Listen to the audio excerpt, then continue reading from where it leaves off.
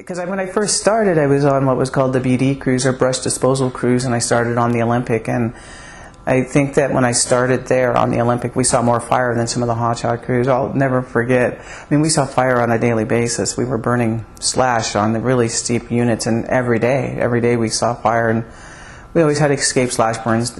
Shelton was known for having a lot of escape slash burns. But when I finally got to the hotshot crew, Gleason, I said, he was saying, hotshots are the best. And I said, no, burning. I saw more fire than you guys do. But it was always kind of a joke between Gleason and I. But, there were other people like the Kinvan buskers and that stayed within those programs, those BD programs.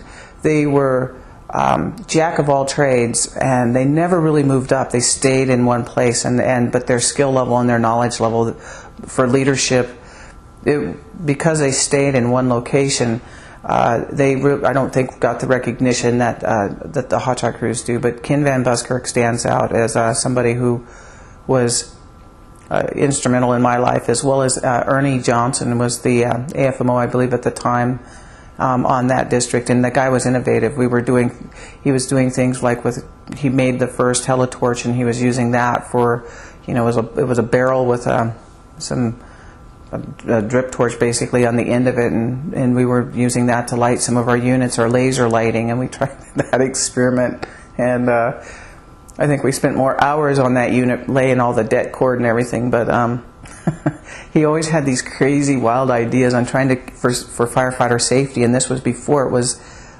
He didn't want the exposure to the firefighters, so he thought if he could come up with a more innovative way on not exposing people for rolling logs coming down out of those units when we were lighting, and that was his goal. So those people actually had a huge impact on on who I am as a person, and just always looking ahead and showing their leadership in such a way that I don't think got recognized on a national level. That the people like Paul Gleason and Charlie Caldwell and the Ben Charlies and the Yazzies, those people, those names you always heard, and you always wanted to strive to be like them, and they were amazing leaders in their own right, and they had an amazing skill. But those